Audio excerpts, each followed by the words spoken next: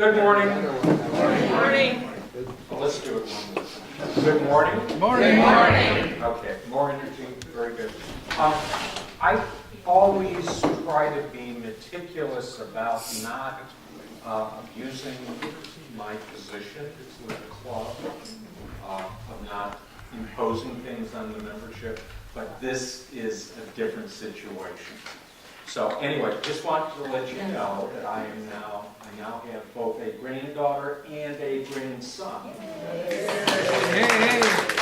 April 10th, out in Bismarck, North Dakota. He's Benjamin Lawrence Snowden. And his sister, Elizabeth Pearl, Benjamin Lawrence Snowden. Snowed in? Okay, Yes. I thought you said they were snowed in. No, actually, they are. They are. Yeah. And his big sister, Elizabeth Pearl, the first time she held him, she looked down and she said, "Hi, Big Ben." And when I asked my son-in-law about that, where'd that come from? He's going, "I don't know." So I asked my daughter, where'd she get that? "I don't know." So all I can figure is it must be Montessori school. Okay. So, welcome to meeting number 287. It's April, it's 2019. We're following our normal standard agenda. So the first thing we start out with is the welcome. Do we have any visitors today? Okay. We do have a new member from last month. Would you mind just standing up and introducing yourself one more time? Hi everyone. Okay. I'm Ray. Okay, so be kind, be nice, say hello to her. Okay. Before we go into the news, that was the official welcome. Before we go into the news, I just want to remind you that it is a best practice to never screw with your computers until the taxes are done. Printed, filed, whatever you're doing, whether you're doing electronic or mailing them in. Never, never, never do spring cleaning on the computer equipment until that stuff is done. So, in about 2 weeks, 3 weeks, then it's time to start thinking about cleaning up your computers and doing this normal maintenance you should do about once a quarter. Okay, but never, never, never before the taxes are filed. Okay? And remember, the IRS may send you a letter saying, "We didn't like your tax form this year." Yeah, but usually that takes a little while. Oh. Do you get stuff kicked back right away? I'm working on the kickback, yeah. Oh. Okay, not going there. Takes a year for me before I get it. Okay. So I actually thought I ought to be prepared when we came to the news section instead of winging it like I have so many times before. So opening it up to the membership, do any of the members have any news items they want to share with the other members? Going once, going twice. At this point, I usually point to Rick and say, "Hey, Rick, help me out." But I got notes this time. Everything I was thinking. Okay, so Apple had a meeting, public keynote in March. So these were the main things that they did. First, a new iPad Air and a new iPad Mini. Okay. This one for me is important, and it's another hardware announcement. They announced all their new iMacs. These are regular iMacs, not the iMac Pros. And basically, they're, rule of thumb, twice as fast as the preceding iMacs. The reason why I focus on this is they really didn't change the iMac for about 28 months, 29, 30-something months. And so when people would say, hey, I've got a 2011 iMac and it can only run, should I be buying a new one? Now I say, if you would need a new one, now's the time to buy them. Okay, because they've updated the iMacs. Then there's some stuff that Apple's doing to keep the European Union happy and the powers that be in the U.S. So they've teamed up with media literacy programs in the U.S. and Europe, and it's all part of the News Literacy Project. So that's all I know about that. They also announced another hardware item, new AirPod AirPods. So that's AirPod Mark II? It didn't say Mark II, but it's AirPod 2. Okay. The big difference is it gives longer battery life, and it does hey, you know who, hey Siri. I won't say that too loud, I won't say by his phone off, but you say hey Siri, it'll respond directly to your ear without the finger. Okay. Okay, so one more thing, listening to everything we say, taking notes, that Yes. can be used in. There was something about that in the news, by the way. Okay. There was a big news report, they interviewed Amazon engineers that look at the messages coming back. And you know, you would think that stuff would be anomalized, but in Amazon's case, it actually says the name and the ID number, the serial number of the device that recorded it, which is really atrocious. But so that's a big issue. They also had talked about Google and Apple, how they do it, which is really interesting. But you can read that in the news. It was quite fantastic. And they act like they don't give away ID information. It is anonymized with Apple. Google has been curiously very silent about how Not saying they. a word. Yeah. So I'm thinking maybe it's They're not guilty by silence. Then we move out of the hardware stuff that Apple's been doing, and they've launched a new product. It's called Apple News Plus, and basically it's something that they would be doing either through their news app or possibly through another app that may be coming down the pike, where you can subscribe to things like New York Times, Washington Post, et cetera, et cetera. Some of the traditional media have really kicked up, their heels about this. They're very leery about getting involved with Apple because they're afraid Apple's going to steal their revenue. So anyway, another thing that was introduced was the Apple Card. Now this is a credit card. So I guess we could say Apple's getting into banking now. Okay. So you got Apple Wallet. Yes, Bill.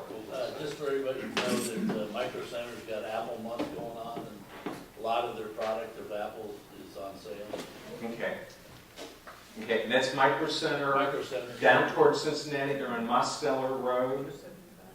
They're really, really good people. Whenever I've sent equipment to be repaired down there, they've been very clear on what the cost would be, who was going to do the work, and then they're like calling you, yeah. Anyway, they're good people. Always enjoyed working with them. Then there was another, again, not hardware product, but another service, if you will, that Apple announced, which was called Apple Arcade, which is going to be a Apple subscription service for games. Okay, so as Apple News, as Apple News Plus is a subscription service for news outlets, Apple Arcade is a subscription service for games. Then they also unveiled Apple TV Plus, which is a new home for the world's most creative storytellers. This is Apple getting into the same sort of genre that Netflix is in, Amazon Prime, where they will actually be bankrolling people to produce movies, television series, documentaries, that kind of thing. And they had some lightweight named Steven Spielberg show up to tout some project that he did. You think they'd get quality people. Let's see. Oh, wow. They had John Chu, Octavia Spencer, Oprah Winfrey. Yeah, like this. Okay. Then they also, let's see.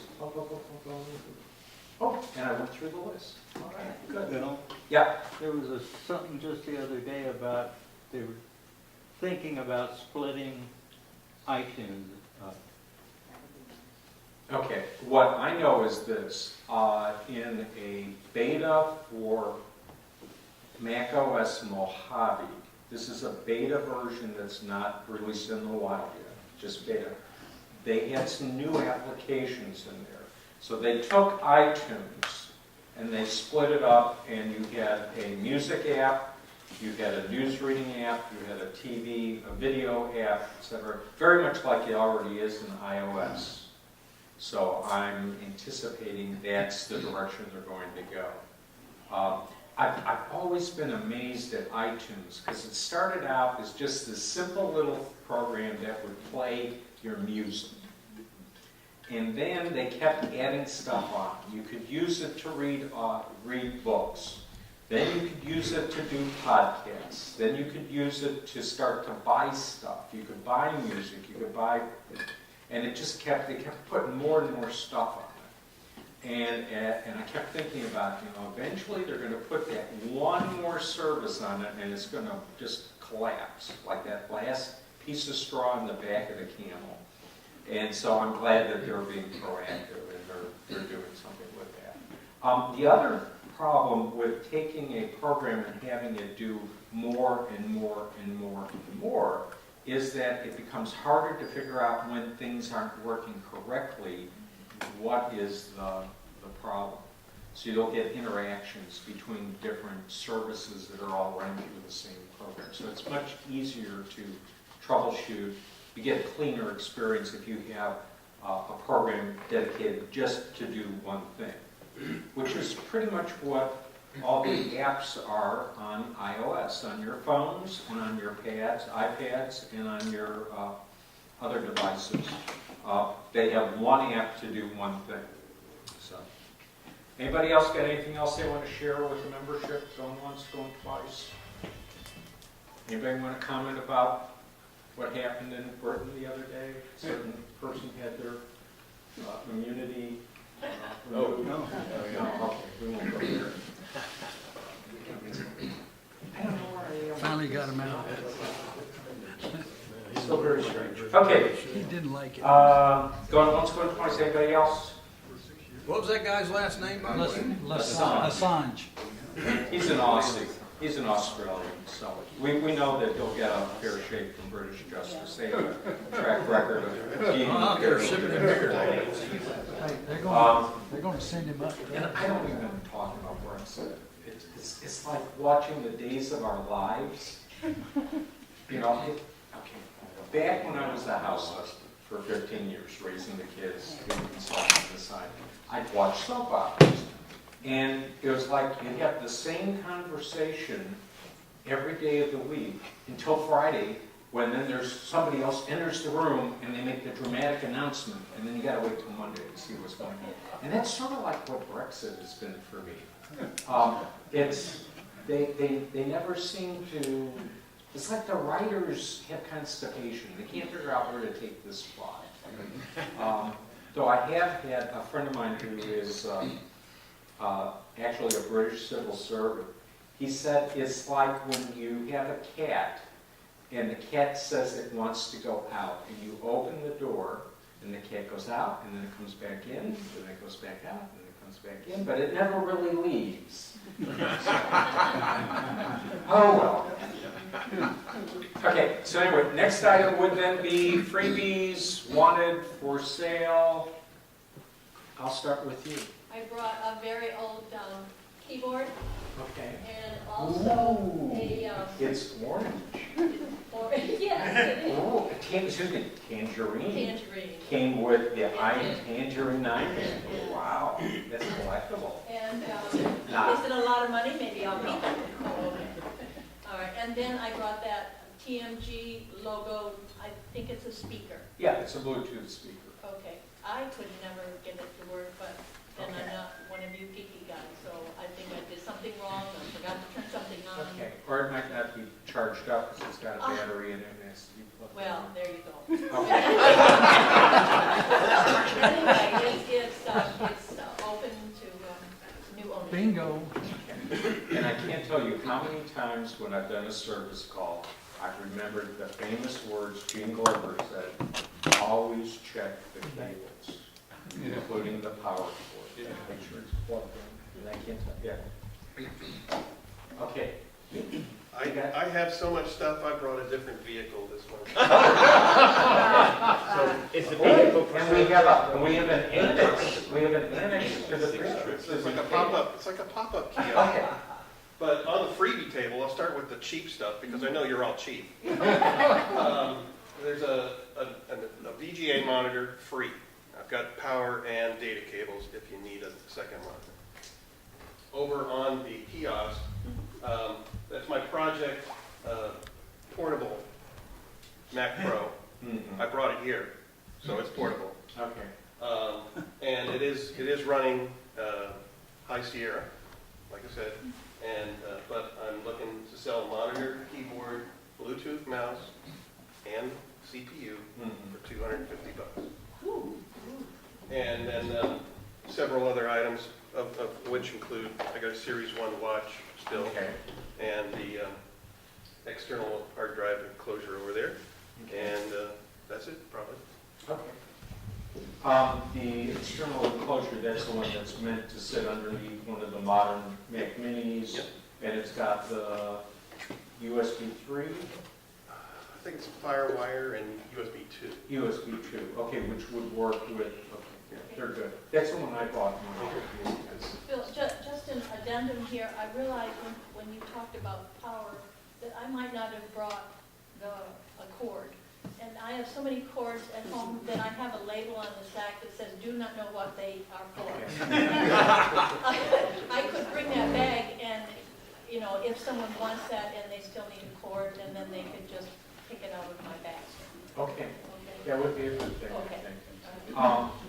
I had discussed previous months about doing a a cable club, if you will, inside the, where we have bags of cables, and if you need one, you can take one, or you can bring cables in and we'll sort them out and tell you what they are. That'd be a good. I think we're going to start that next month. I've still got to get the storage cabinet over here. That's been a long time. And long story, I won't go into the details. But damn, it gets hard to get stuff done as you get old. Anyway, so that would be a good thing. Okay. The other thing that would be helpful, just adding to possible things that could be discussed, is I certainly would appreciate a glossary. There are so many times that I'm on my computer or on my phone, and they ask me to do something, or whether I want to do something, or whether it should be turned off or turned on, and I go, I have no idea what you're talking about. And so I know that all of these things are probably just mainstay for a lot of you, but I look at some of these things and I don't understand what it is they're asking me. Okay. Okay? I hear what you're saying. I'm going to make this statement. Okay. Everyone in this room is ignorant about something. Okay. And everyone in this room knows they're ignorant about something. And we come to this place because we want to be less ignorant about something. Okay? So you're in the right place. With the right people. Okay? You know, if it wasn't the Me Too era, I'd say, you know, group hug. So a glossary, that sounds like a good idea. Another thing that I don't know if anyone has ever done it would be sort of a visual guide to dialogue boxes. Yeah. And I'm not quite sure how I would approach that. That would, you know, it's like, oh, you know, you go, oh, hey, I got the same dialogue box, and it means, That's exactly what I'm talking about. okay. All right, so let me percolate that one in my head. Yes, Rob? To add to her comment, you know, if you make a choice, what are the ramifications?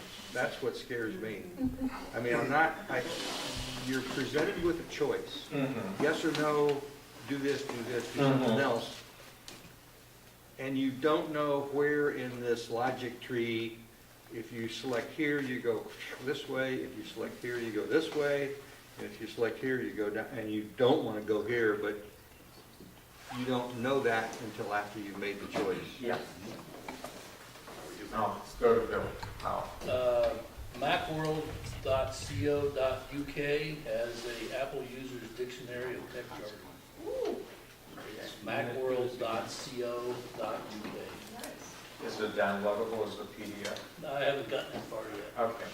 but there's, Would it's you broken be- down by, you know, A to C, D to F. Would you be kind enough to just forward that link to Mark George's? And we'll see. Oh, that'd be great. I trust your judgment. Take a look at it, see if it's something we want to add to the members? Yeah, or if it gets maybe to me the soon enough, website? I can send it out with a Okay. post meeting. And then just a comment on Rod. It used to be in the good old days, when Steve Jobs was still alive, that you didn't have to worry about what your choices were on Apple because the default choice was always the correct choice. Okay. But that stopped being true, I'm going to say about 6 to 8 months after he passed away. And it used to be in the Microsoft world, whatever they had chosen for you, you'd say no. You know, it's like you choose the other thing. And now it's confusing over there also. So I understand what you're saying, and I'm not quite sure what we can do to, I know that's another yeah, it would, overall step to look at all the ramifications and possibilities that you can do with this yeah. decision. I'm thinking, you know, maybe the one to start with is when you've updated the computer to a new operating system from Apple, and they start asking you all those questions in the beginning. Maybe just a walkthrough on that, and that would be doable, I think. But all the combinations of permutations of things that gets, notifications, et cetera. It would probably help if whenever any of us get one of those, or don't understand a term, to write it down, and then we can add to a general list. That might Yeah. help you Yeah. for future programs. Yeah, so what I would suggest is not just write it down, but send an email to the TMG help desk saying, hey, what does this mean? And maybe we could start to put together a glossary, who's going, who me? Okay. As we get time. All right, anybody else have anything else with freebies, wanted, for sale, cables? Okay, and you know the deal, see the people at the break that have the stuff and appropriately negotiate. So the next thing would be help desk. I thought I saw somebody raise their hand over there. I didn't raise my hand on help desk at Are the you last retired meeting, yet? so I'm due one. Are you retired yet? Retarded, yes. No, retired. Yes. So can I refer to you as a retired engineer? Yes. There's a special class of people near and dear to my heart called the retired engineers. I hope you're not bored. No. Okay. I have a question. I'm having trouble with doing something right now. I have talked to some people and not getting my problem solved. Anybody here who has got a new email from Spectrum, if you got your computer loaded up so that it would work, in other words, you have the package from Spectrum, TV, internet, and phone system at home, but the fact you've got internet allows you to have an email address from Spectrum. Mhm. And I really don't know how to set up an email address from Spectrum. I spent a half an hour down at the Spectrum office in the Dayton Mall yesterday and got nowhere. And I got referred to a tech support phone number. And so I just wondered if anyone here had experience with setting up a Spectrum email address. If you have, I'd like to see you at the break. Nobody? Yeah, I use it through the web browser for my current Spectrum one. I have previous Time Warner ones that I've got set up with my Mac Mail. Yeah, I want to set up on both my iPad and my laptop, my MacBook Pro. Yeah. So I just want to know how to set it up on my mail account. He's not sure what his email address is though from Yeah, that's Time the Warner. problem. So he's got If to we call. don't know that. Okay. You got to get one from somewhere. Well, they should have sent you a letter that had that information on it They a didn't. long time ago. Never did. Okay. Did they do anything when they set up the account? Did the person what that she's set up talking the about. account give you anything and said, here, write this down or whatever? Because that's years ago what happened to me. I go back to Time Warner Cable, to Cablevision before that. I've had it for 38 years, the same coax or whatever. Probably part of my problem, but Yeah, anyway. that explains because when Spectrum bought Time Warner Cable It took, they're still doing some consolidation, and it's Yeah. like they don't know. You know, sometimes you call and you get somebody who says Time Warner, and sometimes you call and you get somebody that says, you know, Brightworks, Spectrum, and I don't remember what the parent, Charter Communications is the other one, where I've actually gotten somebody at Charter. Yeah, they said they're still using some of Time Warner Cable's equipment or business when I was down there yesterday at the office. Hey, do you log into your account via a web browser at all? We did that down there yesterday at the Spectrum office. Okay, The because guy that worked down there couldn't get anything done for me. I put it in my iPad things as a research item, so I'll see what I can come up with. Well, Yeah. couldn't you close your account and start a new account all over, and then you wouldn't have this integration with legacy systems as a problem? Well, my existing account is Earthlink, and I'm up to here with Earthlink, and I want to go ahead and get my free But you're saying email this is from not- Spectrum. Wait, excuse me, just a minute. Yes, You're still paying Earthlink for email services, yes. but you're getting your internet Internet service provider is Portal, Spectrum. the portal comes through Spectrum. Yeah, and do you have a Google Gmail address? Do you use your Apple email I have a address? Gmail address. Okay, why are you still paying money to Earthlink?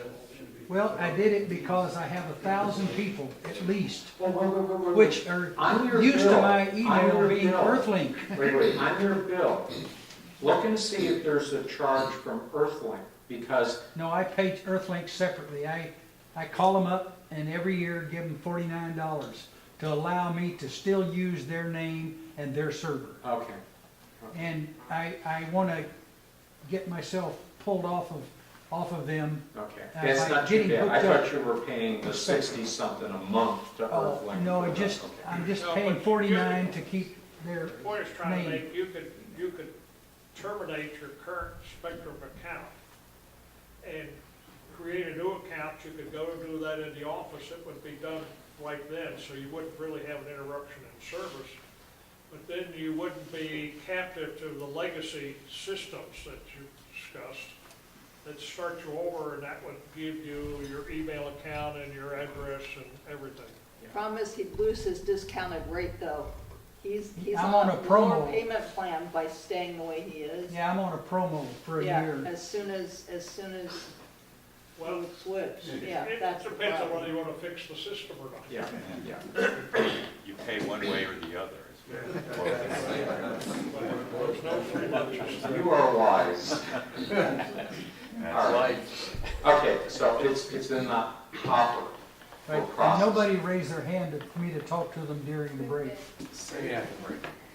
Okay, See, Rick, at the break. I thought you were gonna write your presentation at the break. I'll get it done before the break. Oh, while you're talking, all right. Okay.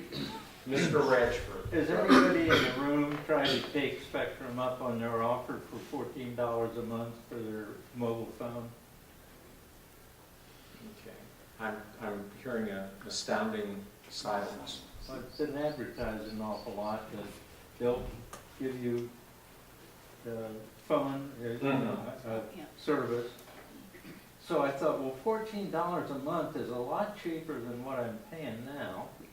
So I'll go in and talk to them about it. Okay. And I walked in with my iPhone. Yeah. It is a 6S and Yeah. it's paid for and it's unlocked. Yeah. And they said, well, we can't use that phone. You have to buy a different one. You can buy another 6S from us and then get your $14 a month. Because they can't, for some reason, they're not set up to Handle. handle. Okay, so in other words, basically what I'm hearing you say is they're new to the cell phone business and they don't know what they're doing yet, and they don't know how to either reprogram the SIM if it's not removable or put the new ones in. You got it, you know. And the phone service, although you go into their office, they're at the Dayton Mall, the phone service is still separate from the other packages. Okay. Okay, and do they have a separate office? No, you walk in, you don't know the difference when you walk in. Okay. I'll go over that, yeah. I have a release. Not worth it. Okay. On my calendar, a little thing pops up telling me one. I don't know what the one is. I don't know if it's a notification or what. Are we talking about a small red, Yeah, almost yeah. like an M&M, and it's Yeah. got a number in it? Yeah, Okay, one. they are called badges. Badges. They Okay. come in different colors. Okay. Okay, and what it basically means is that you have one event attending that's coming up on your calendar. Oh. Something that you created Oh, that you wanted it oh, I to see. notify you about. You thought I had more than that. Okay. Okay, thank you. The other place you see badges are Apple Mail, and it'll be the number of unread messages that you. Now, I want to throw, if you're, I'm done. okay, I want to add something, and that is the email you sent to the help desk, because I didn't have an answer for it. Oh, If you are taking multiple Word documents and you're putting them into one larger document for submission to, let's say, an editor, a publishing house, other than using Adobe Distiller, Adobe Acrobat Pro, are there any good PDF programs out there for taking a series of large Word documents, think of like chapters in a book, and getting them together into one PDF? I use Bluebeam. I've used Bluebeam. It's a Bentley product. But that's too expensive. Oh. Yeah, it's like free. Excuse me, I I stopped forgot to right put in the there. word free Yeah. or nearly free. I use Automator, and just have Automator combine them. what's Automator? Then, would you be kind enough at the break, maybe show him Automator? Okay. The only other thing I can think of is to use the preview program, the preview app. Yeah, but it only does single pages. In other words, when I put in chapters, Yeah, it just takes the top. Well, I'm gonna have one solution to my problem in 2 weeks, because I'm going to my son-in-law's place, and he Okay. has the Adobe thing to okay. put it together, but I would still be interested in knowing. The what only it's other all thing about. I can think of is, it's the next State Daily News, and he's doing a presentation in about 2 weeks at Washington Central Public Library about first, working on your first book, and one of the things he's going to talk about is the mechanics Yeah. of getting this stuff together. Jim? Oh, Jim, yeah, I know who you're talking about. Yeah, I can't think of the last name. I know. I can see his face. can't B, think of yeah, his last I name. know. Okay, let me go over there to the So, membership here. going back to the Spectrum thing, I logged into my account, and I have never used my TWC, whatever, email account, and when I go to my profile on my internet, my TWC email address is still there. I suspect that your Spectrum account is still your TWC account. That's true. And you can see what the address is, but you could have killed me and I didn't know. My You can not only see the account, you can address reset was the that I've password to never the same used it. place. So what I'm going to recommend, Elton, at the break, you and Rick get with your, Okay, I have another thing. sure. Because I made a very interesting discovery about Spectrum 2 weeks ago. My boss told me that he had a Spectrum phone line and that he turned on the security thing for robocalls. And I didn't know there was such a thing. No Mo Robo. Yes, they have a normal Robo free subscription Where's that at? that usually costs, what, $2, $3 per month for iPhones. On your I timeline think they, or Spectrum? It used to be Oh. 4 and Go we had into your lowered the phone. price. yeah, I think, And it'll say, no, no. but I love it. Oh, Since oh, then, the only bad thing about it, you have to let it ring once, Yeah.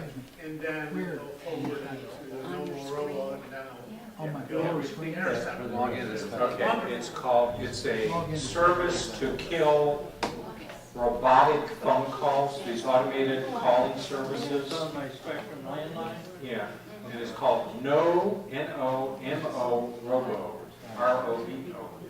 NOMORADO. That's all they have available with Spectrum? It's a standalone service and company all by itself, but Spectrum, as part of their value packaging, has no more robo. In the same way, if those of you who are aware of UMA, for telephones over the internet, UMA, you also have the availability of no more robo with them. And then there's something comparable that Google Voice has. RoboKiller or something like that. Yeah. Yeah, that's all one word, and it's robocall block. Yeah. Is the title of the app. Okay. And I would say it's free if you get that for an iPhone, but they would like to sell it for your home phone, which I bought, so I pay $2 and something a month for my regular line, and that's how I think they're getting their business, but for cell phones. It's free. Okay. So, moving along, what else do we have for a help desk? Let me go to the back. I've got a ex-armor guy that I can tell he needs help. His tracks have I fallen just off. want to know iOS 12.2, how long has it been out? I haven't. Like 4 or 5 days ago, Okay. last Monday. Anybody checked it out? Is it good to go? I'm putting it on my customers. Okay, So, that's all I needed to, Yeah. just to make sure. It's a Sometimes security- you guys want me to say, let's wait and see the next update. This is one of those where they went, oops, hey, Okay. yeah, put it on. Okay. Yes, okay, George, right. I guess I recently became aware again of people warning people that they shouldn't click on, they get an email and they shouldn't click on attachments or links associated with it because they may infect your. Are you on a Windows machine or are you on a Macintosh? Well, I think you just answered my question. If you're on a Macintosh, Yes. one of the things you can always do with an attachment is open it in preview, in Quick Look, excuse me, I misspoke, in Quick Look. So for example, let me just get this out of the way. Okay, so I'm gonna bring up Mail. Just if you see anything that is, let's see if I've got something with an attachment here that seems to be. All right, well, here's an example, the one that I've got open right now. The attachment is a picture, and it displays the picture inside the email. Right. But I can also, if I'm, let me just do this here. Hey, come on. I don't want to be full screen. Take me back to a screen. Okay. So if I have dragged that link or whatever over, I can always click on it in Finder, press my space bar, and it'll let me examine what it is. But the thing is, it's not opening it in any programs. It's the operating system letting you look at it. And it works with things like PowerPoints, spreadsheets, Word, documents, links, all sorts of things. And because it's a Unix operating system that's doing the investigation here, if it is some sort of Trojan or worm or other phage that's out there, they're usually designed to exploit a vulnerability in a particular program or protocol, but it's not being opened in that program or protocol, so you can pretty well tell what's going on. Hold on. Do the steps again, just tell us. Okay, let's say, let me see what I got here with attachments. Let me see if I got another attachment I can find. A couple of moments ago, you clicked on something and one of the selections was Quick Look. And you were using that picture without. Okay, what I did was, okay, I don't have I gotta be careful. I've got some confidential stuff on email right now. I gotta be careful not to, it's customer data. But the thing is, Quick Look is your friend. And Quick Look is one of the prime tools I use when some of my customers are running Windows operating systems, and they say, hey, I got this email, but I'm not sure, it's got these things attached to it. I say, forward it to me. And then I will click on the attachment, tap my space bar, and I'm looking at it in my operating system, in the Unix operating system. So you just highlight it and hit the space bar. Yeah, yeah. I know, it's so simple. Why can't everything be like that? Okay. So the other thing that I do is much less convenient, but if I'm using Apple Mail, the Apple Mail program, I go into the preferences and I tell it not to show me the smart names. So instead of it showing, oh, the email is from my mother, Marilyn Weisner Herrick, it'll say, blah, blah, blah, ads from Ukraine, Georgia, other Eastern European, and I'm going like, that's not my mother's email address. Where they spoof the person, but the actual email address is from, Georgia, not our Georgia, the other Georgia, the Ukraine, it's from, something on Hotmail, and I just turn it off so that it always shows me the actual email address of the offending spammer. And it just makes it a lot easier for me to do a quick purge. Okay, don't need that, don't need that, don't need that. Harbor Freight coupons. Oh, no, I keep that. All right. What are we doing for time? Okay. Let's see if we can wrap it up real quick here.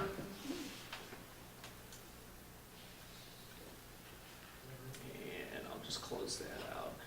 Okay, so anyway, we're on help desk. Did anybody else have something that was really bugging them that they need a help desk? One quick thing. Sure. My Air is pre-2007. I had it at work before I retired. It seems to be shutting off when I'm not hitting the shutdown key. Doesn't do it a lot, but it is doing it for possibly no reason at all except that it is tired. Is it about to go bad? Okay. Just shuts down. The earlier, this is an iPad Air?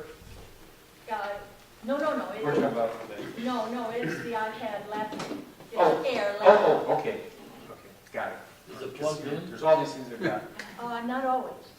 Is it Battery truly shutting off, or if you tap the space bar or a key? No, it all of comes a back? sudden it's gone. So it's like just going, Yeah, Battery could be failing. yeah. okay, The other one would be it's overheating. okay. There's a way to check your battery Yeah, up in your, about this Macintosh. well, I had a replacement put in, and it was a used but refurbished thing over at the Green Fellow, Refurbished Glen, battery? what is it? That place right there? Battery Yeah, Gem City, Yeah. but it was a used one, and I think my old one was better than this used one. If you think it might be battery, Okay, the way to tell though is, as he was saying, go to your Apple in the upper corner, Right. go to About This Mac, then there's a button here, System Report. It'll look different if your operating system's Yeah. older. yeah, I've got Sierra. Okay, System Report, so it looked like this so far. And then in the sidebar, you're looking for where it says Power. Over here, Power. And it'll tell you what the condition is of the installed battery. Okay. And if it says, battery installed, yes. Okay, if it says no battery installed, and it has a battery, you know you have problems already. And it'll actually give you information about how much charge is remaining, the full charge capacity, the health cycle. So in this case, this has been 74 complete cycles. Condition is normal. If something's wrong with it, it'll say like, replace soon. Oh my God, replace now. Yeah. It'll also say service battery on it. Service battery, okay. I haven't seen that one. It's on mine. All right, thank you very much. I get about halfway down. Are you running Mojave? Yeah, Okay. beta. Okay. Okay, so I'm gonna say we're done with help desk, and now it's gonna be time for wrap.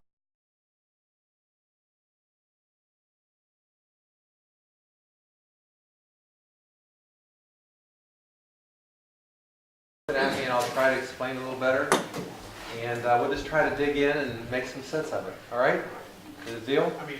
So I brought lots of examples of connectors today. I'm going to pass around. I hope they make it back to me because some of them I actually need. Some of them I could care less about, but I'm not going to tell you which one. So we'll try to make some sense of that. So when you hear the word USB, what comes to your mind? I think of all these words. What's the Universal serial bus. Yes. What's the spec? What's the USB spec we're talking about? What connectors used? Things like what's the protocol? That sounds like some kind of dirty word. What's the protocol?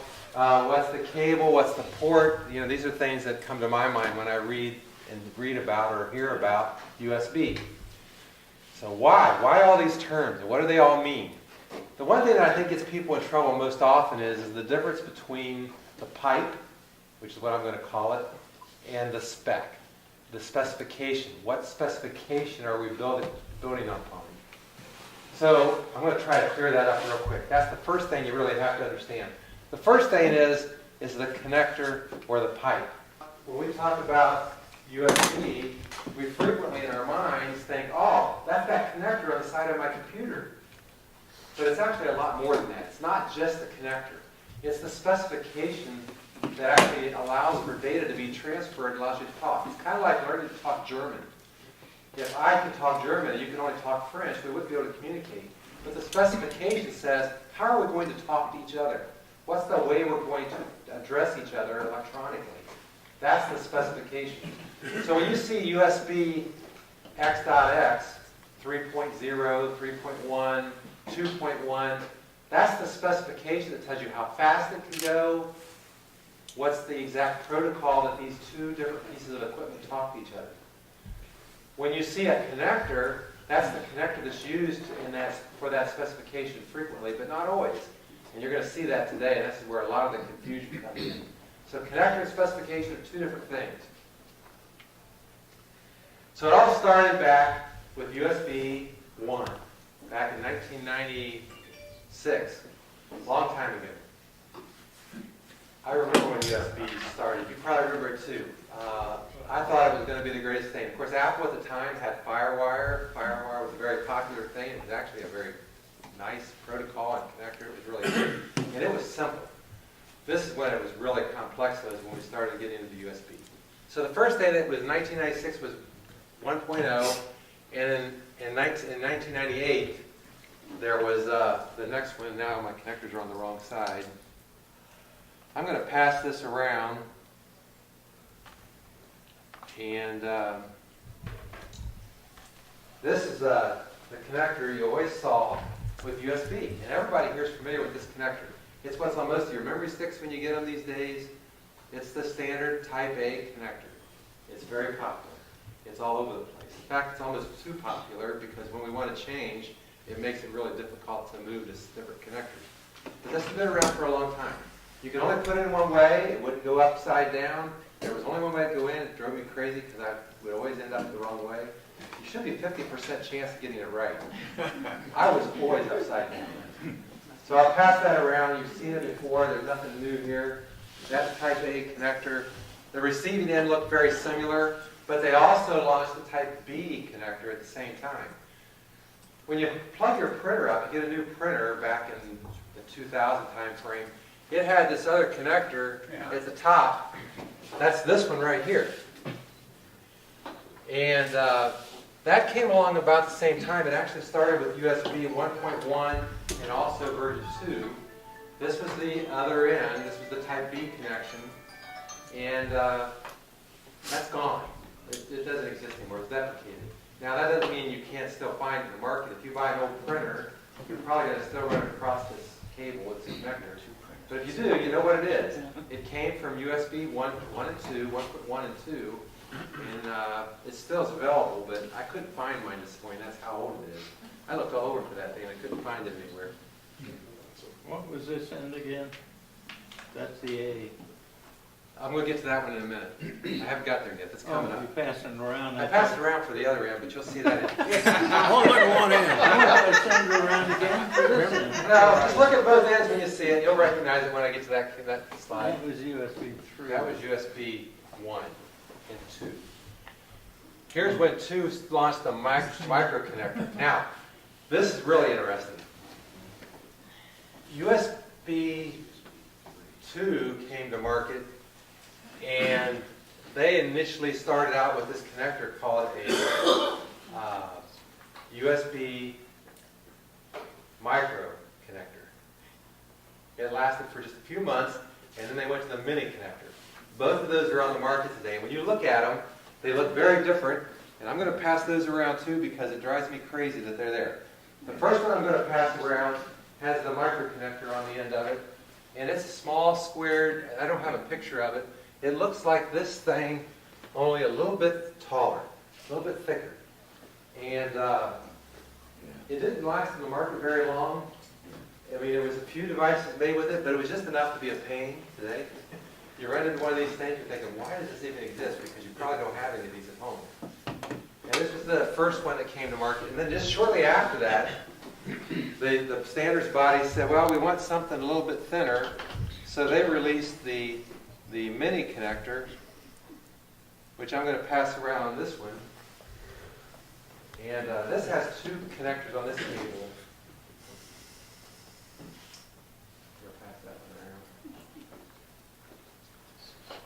So that was the big thing. So we'll talk about speeds in a minute. I got a graph that shows that. Okay, so here's what we got. 1 and 1.1 came to market. Here's the dates that came to market. The data rates on these were fairly fast. 1.5 megabits per second was low speed. 12 megabits per second was high speed. Not super fast. I remember that. It was really painful to download something on 1.1. But it worked. Version 2 came out in 2001. It was a lot faster, 480 megabits per second. And this is when the mini and the micro, and that funny looking 8 connector and all those kind of start hitting the market. Making sense so far? So that was USB 1 and 2. All right. Everything was pretty stable for a long time. It kind of stayed there for several years. Clear up until the early 2012, I think it's in the next slide. This is when it started to really move and change a lot more again. In fact, it's changing still a lot because of this. So version 3 of USB hit the market in 2011. This is the first time when we really had some real speed. Communicating on USB 3 was a lot faster. It took a long time for equipment to show up that could support USB 3. But it was the first time that we really had some serious speed. It was 5 gigabits per second. So it was really fast.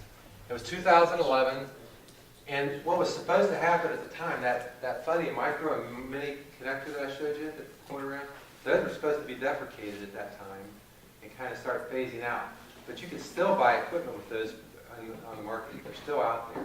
In fact, a lot of times you see the micro connector, the really small one, used to charge devices.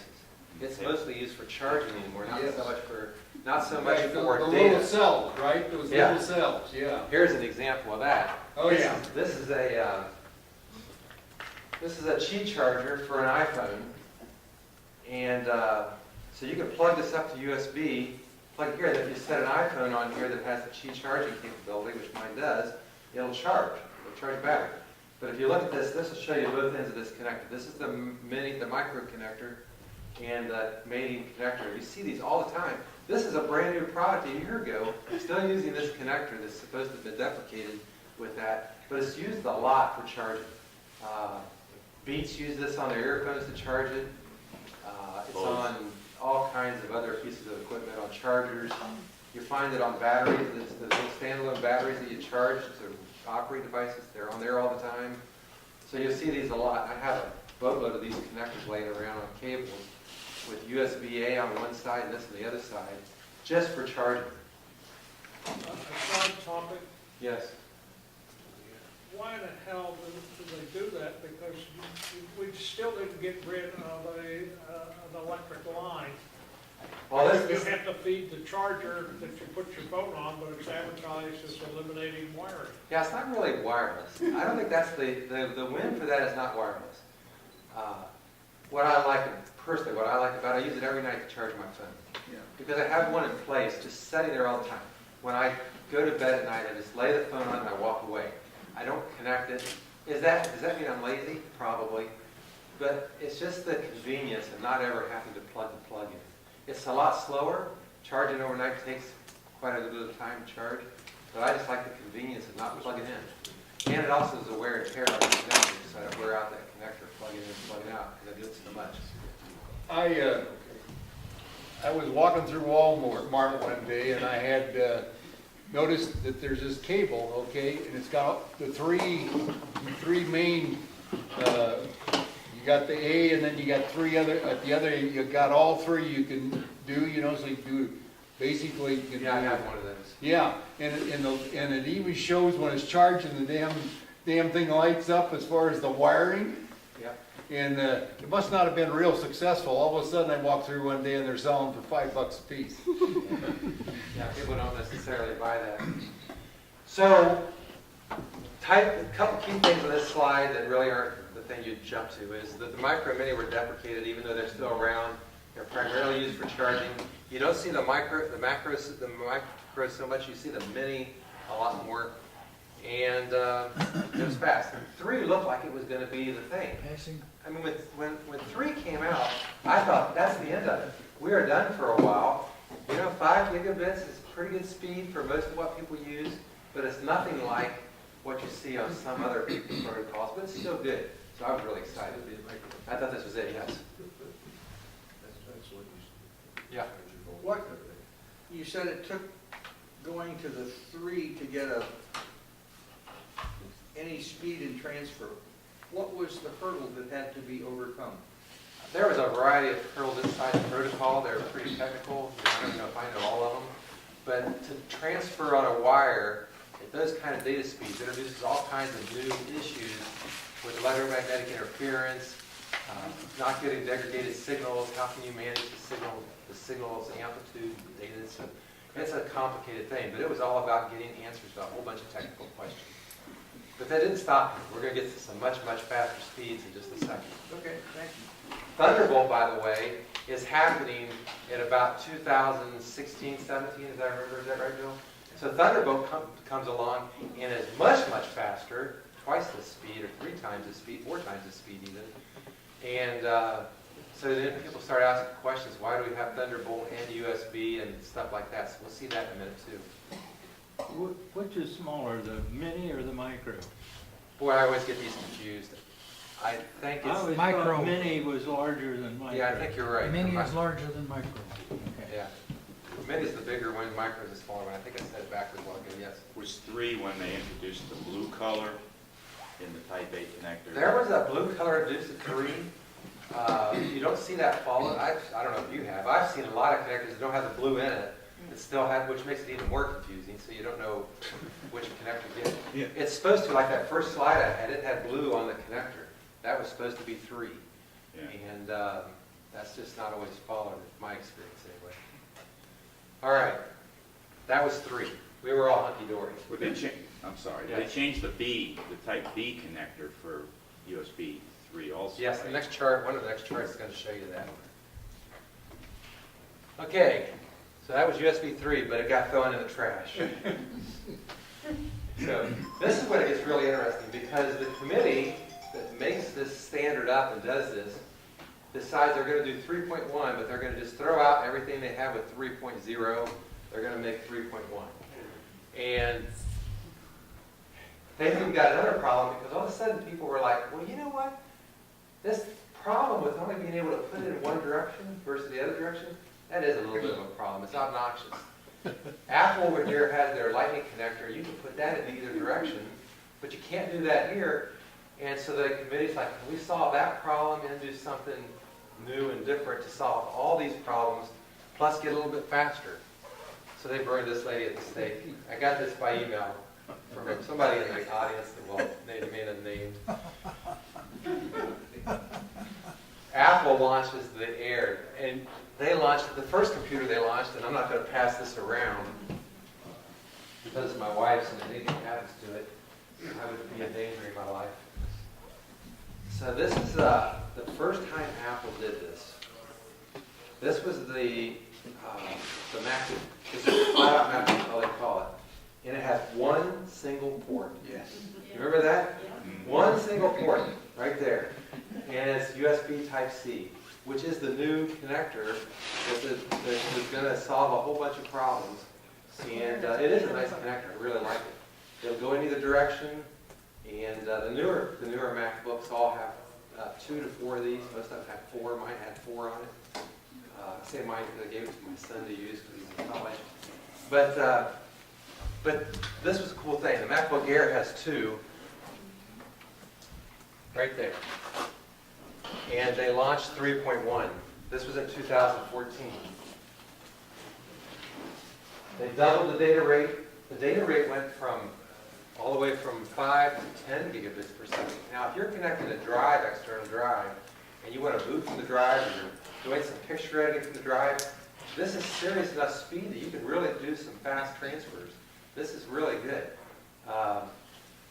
It's Type-C connector, which is that new connector that I showed you, and I passed those. It was on the end of one of those cables I transferred around. I'll send another one around just in case. This connector. I never saw a C come back. Didn't you? Here's Didn't see coming a one. C. There's one coming by. I'm gonna send on a power adapter. This is a charger that comes with the iPad Pro, and it's got USB-C in the cable and the adapter, and USB-C here. They use it for charging. USB-C can be used for bidirectional charges. You can charge either way. The connector can go either direction, and it's fast. So it's a really nice connector. This was initially launched in 2014. You didn't see it on Apple quite then. I think it was 15 or 16 when we saw our first product from Apple, the MacBook. I don't remember the exact year, but that was the first time Apple had a product with it. Now Apple's gone whole hog on this thing. They put it on everything. It's on my iPad. It's on all the new Macs. It's even on the new Mac Minis. So it's a great device. That was 3.1. Oops, I went the wrong way. So then we have another big event. They say, well, 3.1 isn't good enough. Now we're going to launch 3.2.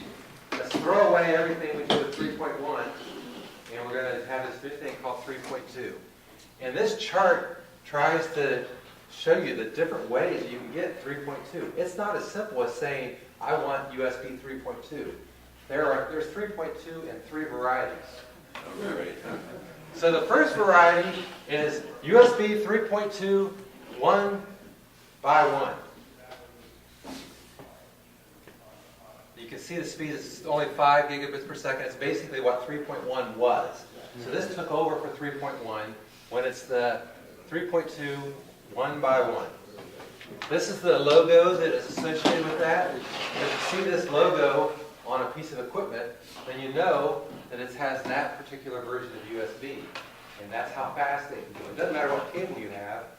I mean, you got to have a USB cable, but that's the speed it can talk. Don't worry about the encoding comment. Then you get to the faster one. If you go 1 by 2, which has to do with the data transferring across the wires, 1 by 1 is 1 each way, 1 by 2 is 2 streams. This one will operate at 10. It says 10 on the symbol, so this is the logo. It'll go at 10 gigabits per second, so it's a lot faster. In fact, this is getting fast enough that you start thinking about, well, that's where Thunderbolt was when Thunderbolt 1 was first launched. And I have a slide to show you that here in just a minute. It's dual lane. Like I said, this is how they get the speed. It's not just a single lane, so the traffic is not just traveling across the wires on one, but on dual lanes, which is really important. And then if you look at the connectors, you can't use the micro or the mini connector, but you can only use it on USB-C when you're down here. super speed, 2 that by 1. Then you can find what that is. It's the same speed. I'm not going to spend time on it. But the last one is this one at the bottom, 3.2, 2 by 2. This is the last one. This is much faster. This takes you all the way up to 20 gigabits per second. So it's really fast. This is speeds that I never thought ever would be seen on USB. I mean, it is really fast. I haven't even seen any equipment that supports this yet. I'm watching, but I haven't seen anything yet that'll work at these speeds. This only works on a USB-C connector that is going around. It's the only way you get it. And you'll start seeing this in Macs and other places because it's going to be really fast for external devices, yes. I don't suppose that they using fiber optics as increase the speed. Not here. No. No, this is wired. Yes. The 3.1 you said came out in 2014. When did the 3.2 come out? 3.2 came out this year. It was just a few weeks ago. Oh, really? It was this year. It was sometime in the last 2 or 3 months. So it was right after the first of the year, as I recall. And the thing is, when 3.2 first came out, it was really confusing because all of a sudden you had all these different versions and the speeds were all different. And it was hard to make any sense of it. The names aren't real easy because you don't just say USB 3.2. You say 3.2 1 by 1 or 3.2 2 by 2 or whatever. So it's a little more complex. And you got these new logos. And notice the logo here is left off. That's because they haven't developed it yet. There'll be a logo here at some point. But I haven't seen it yet. So maybe it's out there and I just haven't seen it yet. All right. So that's 3.2 and all its glory and beauty. Yes? I guess with all these changes, are I'll call it a plug for lack of a better word, are the plugs totally and completely interchangeable? Yes. That you can, that you don't find that you're trying to jam one into another one and it just... If you have this is not the same for everything, but for USB, this is true. If you take a USB 3, something you got from USB 3 stuff, you can use it on any of these. It'll work on all of them. I mean, I recognize the micro and the mini and the regular... Those won't work. And the regular USB, but if you have a regular USB, I have an older iMac, so I mean, I could take a 3 and plug it in, or a 1 or 2, and it would still fit into the same hole. Yes. Depending on the age of your computer, it may not be backwards compatible. It may not work faster. I've had problems with I know it won't work faster, but what I'm saying is, I'm not going to ruin it by trying to put a square peg in a round hole by jamming this thing into my computer. If it's USB-C. Pardon? If it's USB-C. Yeah, USB-C is different than all the other USBs. Yeah. But a USB-C connector won't fit in anything else. It's only going to fit a USB-C. As long as you plug it into a USB-C connector to a USB-C adapter hole, it's going to fit and be fine. It may not go real fast, but it physically will find that it should be able to transfer all data unless there's some problem with specific vendors or whatever. Okay, thank you. Yes. Okay, so I got some USB old stuff, you know. I do too. A film scanner or what have you, audio. And now I go out and buy a new Apple computer. Is my old equipment just garbage? You call Bill right away. No, it's not all garbage. It depends on if they have software upgrades. I mean, part of the issues will be, is there support for that piece of hardware with the newer Mac and things like that. There's going to be a lot of questions you'll have to answer. they're making hubs out there now that will plug into your FireWire, the Thunderbolt 3, which is similar to the USB 3. Yeah, I've got a hub. And they're not cheap, but the hubs will convert all your old stuff to the new stuff. This is an example of a hub, and I saw somebody else has a hub on his. This is a hub that I put in the USB-C.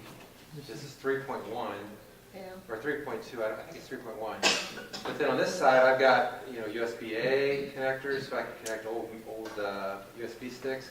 I can connect SD cards. I've got another USB charging. I got HDMI. So it gives me all that off of one port.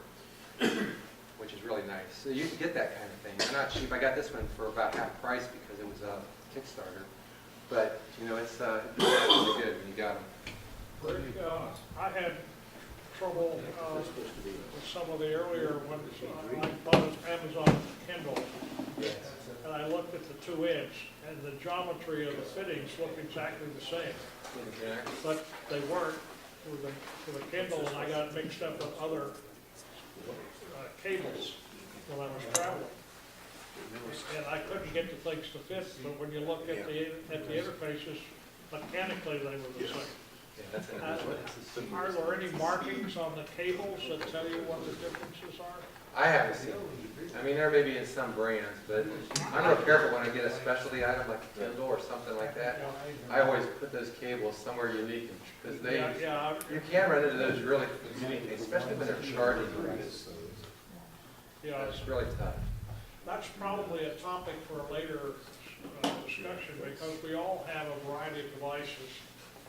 And if we ever travel, if you pack a whole bunch of stuff in a little box, carry it, and when you pull it out, you get things mixed up. Yeah. And so there ought to be a way we can index these things to the devices. Yeah. Labels, I guess. Yeah. All right, so this is 3.2. Now I want to make a couple observations in the little, we got time left. We're going to be faster than our time today, I think. This is the overall chart of the introduction dates. There's a brand new spec on the horizon. Get ready, USB 4 is right around the corner. You should have known, right? USB 4 has already been announced. We already know that it's going to be 40 gigabits per second. You're not going to be able to use Type A anymore at all. It'll be deprecated. So that's coming, and it's coming really fast. But this will be USB 4. It'll use the same USB-C connector. It's just going to be really fast. Now, the first question you should be thinking right off the top of your head is, if it's going to operate at 40 gigabits per second, isn't that the speed of what? Thunderbolt. Thunderbolt 3. Thunderbolt 3, not Thunderbolt 1. Thunderbolt 3, which is the very fastest you can go. If you use a new MacBook that has a USB-C connector on it, on some of those connectors, not necessarily all those connectors, they are Thunderbolt port. You can actually plug Thunderbolt equipment up to that, and it'll operate Thunderbolt. Thunderbolt started out, we're going to get right into Thunderbolt. Thunderbolt started out, I wanted to do this first. I'll come back to this in a minute.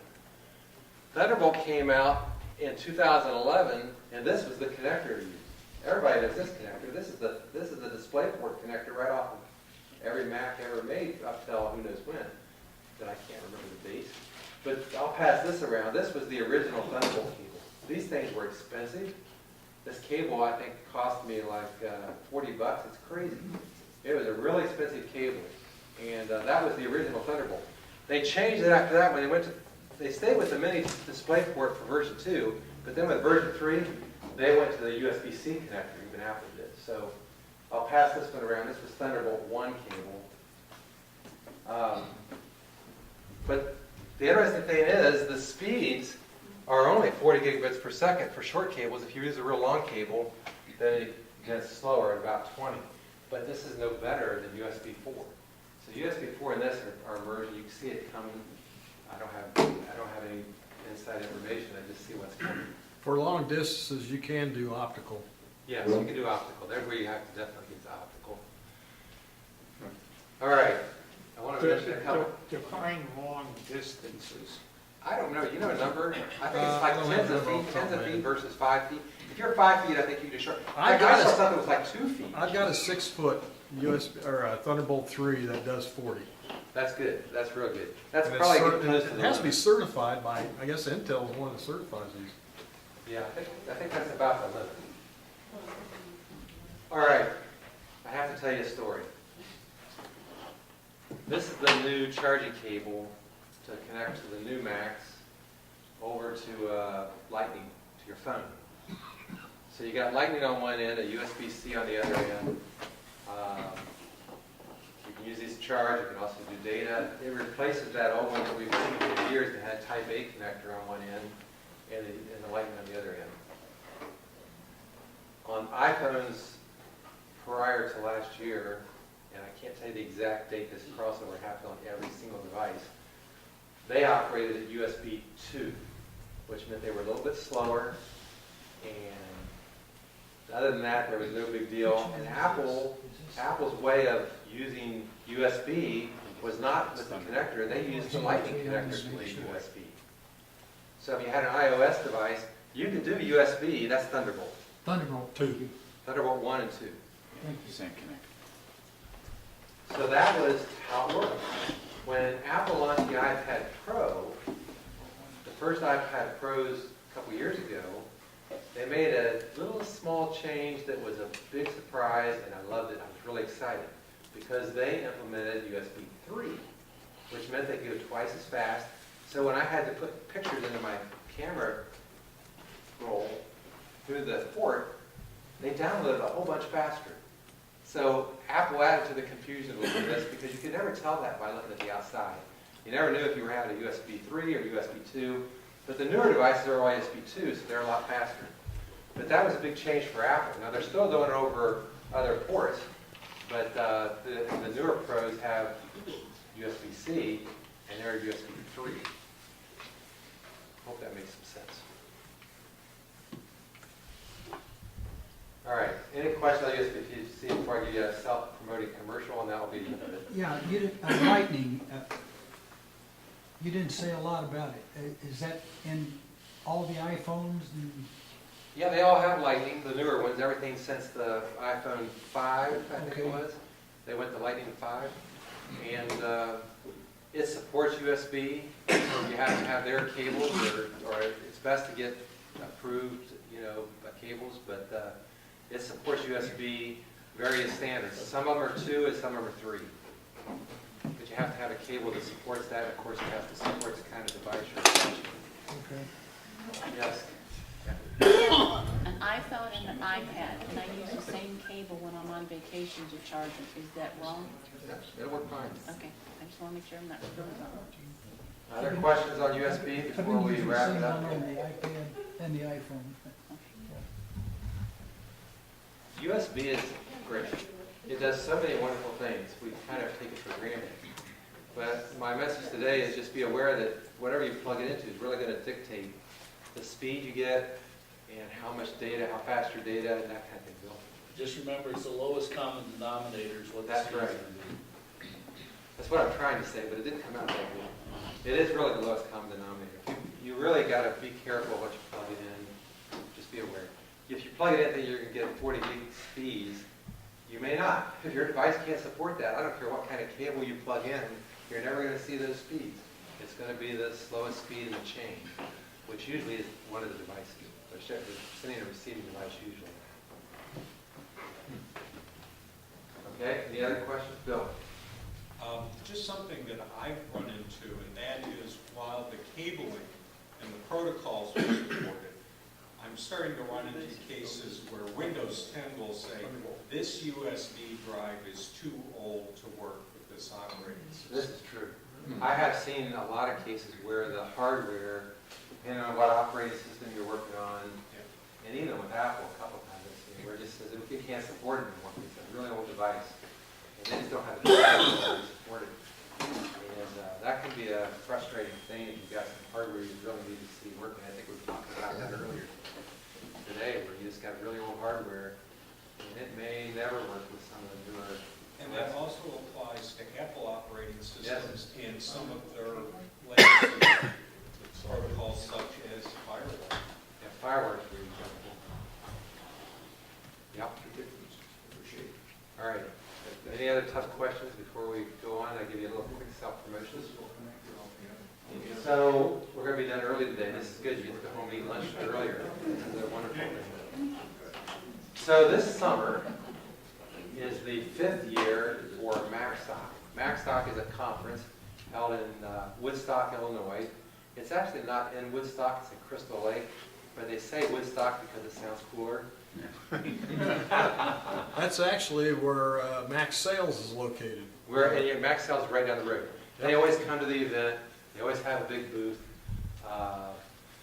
MacStock is an event that kind of has started to replace for a lot of people going to Macworld every year. So Macworld, of course, has been gone for several years now. A couple of the guys got together when Macworld went away and said, hey, we need a replacement for Macworld. Let's do something. Barry Falk and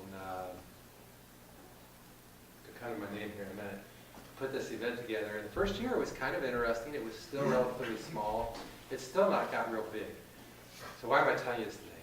MacStock's coming. It's in July. I'll pull up the dates here in a second. But this year I'm speaking at MacStock, so I'm doubly excited. So there'll be a host of other good speakers and great speakers and me.